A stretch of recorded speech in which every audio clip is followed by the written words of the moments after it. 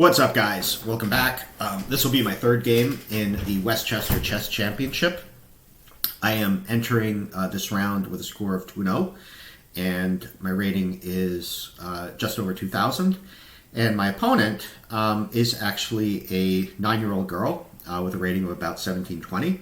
So if you remember last round, I played someone at an advanced age, and this round will be playing a child. So it's great to see that chess can be enjoyed by all ages.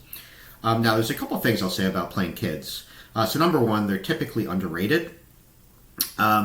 So, they're slowly improving. They usually have a coach, and usually their rating hasn't yet caught up with their true strength. So, despite the fact she's rated in the 1700s, I was expecting stronger play from her, which ended up being correct. The second thing is that usually their strength is weighted towards the early part of the game. The opening tends to be more of a memorization contest, and kids are in school, they memorize things, tend to be good at that. So they usually play very strong openings and tend to get weaker as the game goes on. But as we'll see in a minute, she actually showed extraordinary maturity at all phases of the game. So without further ado, let's hop into the action. I played my favorite move, e4. She responded with e5. And I like to play bishop c4, usually as a surprise weapon. Knight f6, the book move, and d4, which is the start of the Yurosov gambit. Now, the most popular choice is to take the d-pawn, which is supposed to be best. Now, she played an unusual move, knight e4. Knight takes e4. I took her e-pawn. Now, by far the most common response that I get when I play this line online in blitz chess is bishop c5, going after the f2 pawn. Now, this is a mistake. There's actually a couple ways to get an advantage, but usually white can just take on f7, followed by queen d5, capturing the knight. You can also play queen d5 immediately. But she didn't do that. She played knight c5, which I'm not familiar with, so I'm already out of book. But it turns out this is actually the correct book move. We'll see why in a minute.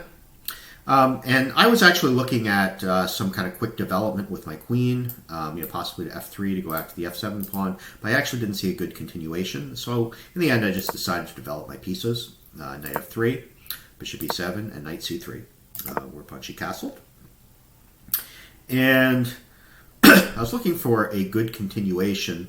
I decided that before she got in her, moved her knight again, probably to e6, I decided to go after her bishop. And try to get the bishop here. She played knight c6, and I castled. Okay. And she played b6 with the goal of getting her bishop out. And I decided to just immediately get the bishop pair with knight e7, with the notion that if she took back with the knight, which she did not do, I would follow it up with knight g5, going after both the f7 pawn as well as there's possible moves for my queen to h5. But she didn't do that. She took back with the queen. And I played bishop g5. And she only has one retreat square. Remember, the f7 pawn is pinned.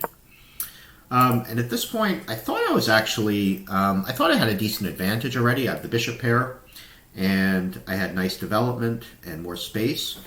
This e5 pawn looks like a monster. Now, I did see in the database, while this is a new position, there's a game that was very similar to this. Black hadn't yet played b6, and white actually sacrificed his e-pawn, eventually getting his rooks to the center and a nice kingside attack, which white eventually won. But I just decided to play rook e1 and defend it. And black plays knight e6. Now here I had my first long think of the game. There's actually so many different choices here. Of course, I can just maintain my advantage with a move like bishop h4 and just retreat. But given the fact I had more space, I didn't like retreating. Another option that I looked at for a long time but this is actually the engine choice, is queen d2. Now, what queen d2 does is it just protects the bishop. That way, if black chooses to trade off the knight for the bishop, queen should be good, well placed on g5. But in the end, I ended up playing rook e4 with the idea that I want to now swing my rook over to one of these squares, g4 or h4. This turned out to be a mistake. As we'll see in a minute, black was able to defend pretty well. So first, black took the bishop and played h6.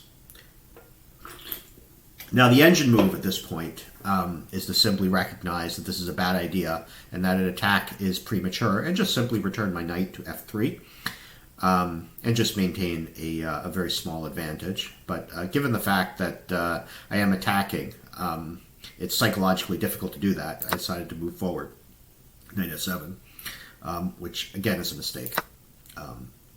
Took back the knight, and I played another bad move here, queen h5. It's actually a little bit more accurate to either move it to f3 or d5, both of which prevent the knight from moving because she has to worry about her rook. I ended up playing queen h5, and she played a knight a5, going after the bishop. Now, when I saw this position from distance, I actually had planned on putting my bishop on d5, with the idea that, of course, if she just wastes a move with her rook, I'll be able to gang up on her rook with a move like rook f4. And I'd honestly thought that the only way to defend it by getting a tempo was c6, after which time then I would trade, and of course the c6 pawn hampers her development. But I actually missed the fact that, given the fact that her knight is now on a5, it's actually protecting the b7 square, and the proper response would be bishop b7, which of course I saw at this point. So really, with no better idea, the only thing left to do is to take the rook, and I traded queens. And I realized at this point that I'm probably a bit worse. Now, first of all, the material is even. I have a rook and a pawn for her bishop and a knight. So usually in the middle game, the bishop and the knight are superior, but at the same time, it's more difficult to coordinate three pieces than two, and she would have to play very accurately to prove her advantage. So I played rook d1, eyeing the d-pawn and preventing her from immediately developing her bishop. She moved her king to defend it, preparing a development of the bishop. I went over to the g file to attack her pawn. She played g5, and I played h4. So it's very important that I play actively and not give her time to develop all of her pieces and to catch up.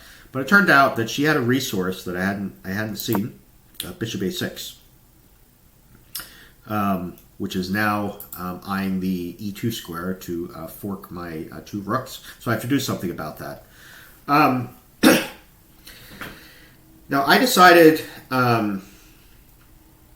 first of all, the engine move is to simply swing the rook over to the e file, but to protect the e2 square. But I decided to parry that threat with a threat of my own to go after the d7 square, with the idea that it would now tie her rook down to the d file to defend. Now this turned out not to be a good idea. My rooks ended up getting tangled by each other.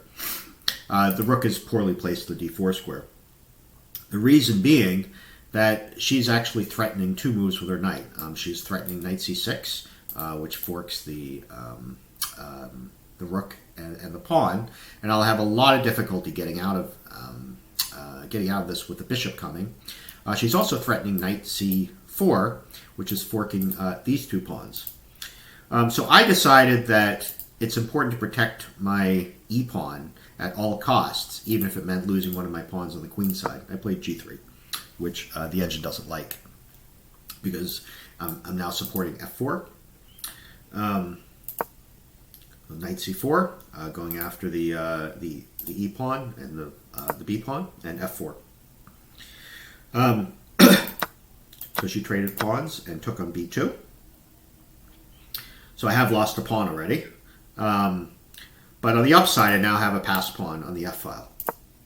Rook d2. And she went back, what the engine doesn't like, because it now gives me the g file.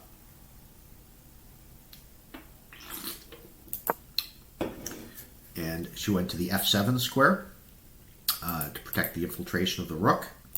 And I played the engine move, h5, protecting the h6 square. So I'm going to come in and try to win her h-pawn. Knight e3. Now, despite the fact this knight looks pretty menacing, it's attacking my rook, and it's also threatening to come into f5 to add defense. I actually missed a very simple tactic here. So if you want to pause the video, try to find the tactic. What I missed was a very simple move, e6, with the idea that she cannot take back with a pawn because she'll lose her rook, and she cannot take back with the king because she'll lose her knight. Now the engine gives a very complicated line, a very tactical line from here that starts with king f6, and of course I can win a pawn, but actually this knight is still a very valuable resource, and eventually she will win one of my pawns. It's actually about even at this point. But this will allow me to even the score. But I just played h5, so I came in with rook g6. Of course, she cannot protect this because she'll lose her knight. So she took my pawn on the c file. Now I did actually consider e6 at this point, but I decided just to protect my rook first, move it back to d2, and now play e6. And unfortunately, playing this move 2 moves later ends up being a mistake. I should have just simply delayed it and made a simple developing move with my king. Of course, she cannot take it for the same reason. If she takes the pawn, she'll lose her rook. So she played a king e7, and I took her d-pawn. Of course, she cannot capture because she'll lose her rook again. But she played knight f5. I attacked it with the goal of removing the defender. And she went back to d6, which actually is now blocking my rook from the defense. So now I took her h-pawn, and she took my d-pawn. And again, now I had a long think. So usually in these positions, you want to start moving your king up. We're getting to the ending, and my king would be very strong if I can get it to one of these squares. But the problem that I had was that if I start to move my king up immediately, for example, to here, she'll just go after my pawn, and I have no real way to stop. I have no way to really protect it. If I go to this square, I think she's threatening some type of fork in here, and of course, if I go up to the f3 square, I will get pinned. So there's a lot of tactics here that are very difficult to navigate. In the end, I just decided it was best to push my pawn and hopefully get to the f6 square where I can make some threats about queening. Bishop c4, and I both protected and defended. And now she plays rook f8. So again, very accurate play for my opponent. I played f6, which was the idea. King e6. And now, of course, I cannot save the f-pawn. But I'm still able to play rook h7, go after her pawns. So after many accurate moves in a row, by the way, the engine gives my opponent about 2.5 points advantage here, which is almost winning. The correct move is knight f7, which blocks my rook from attacking the c file. Of course, I cannot do any kind of skewers because she always has a move of b5. But finally, after making so many accurate moves, she finally played a poor move, knight b5, which I was able to play a4, which both got my pawn out of the line of fire of the bishop, but also attacked the knight. And she has to go back, whereupon I can take the c-pawn.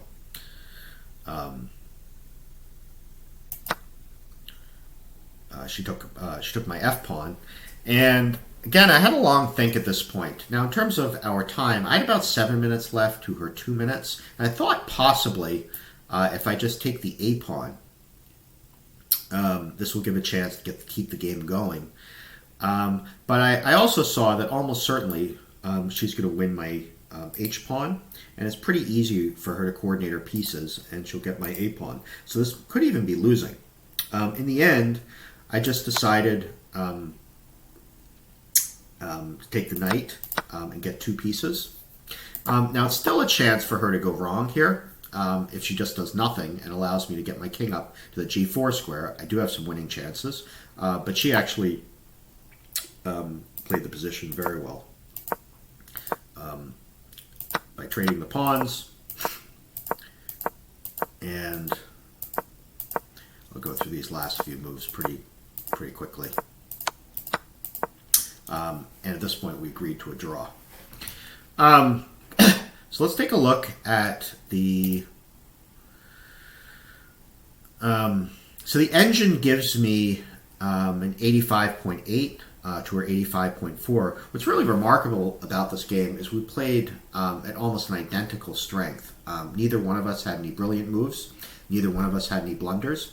We both made about the same number of mistakes. But I will say the majority of my mistakes were actually pretty difficult to find the correct moves, with the exception of playing e6 at the proper time. That's a tactic I should have seen.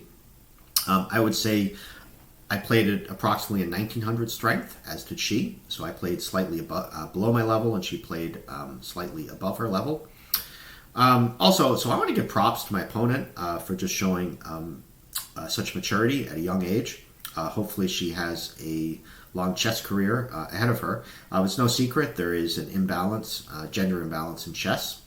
I've spoken with a couple of chess teachers, and they actually said it's relatively balanced up to the age of 13, whereupon typically the boys continue, the girls do not. But hopefully, I think she has great talent for chess, and hopefully she can continue playing for many years. So with that, I want to bring the video to a close. We'll be playing the 4th round in 2 weeks. Most likely, my opponent will be somewhere around the same strength, 17 or 1800. We hope you are enjoying the recap videos, and we'll see you all in the next video.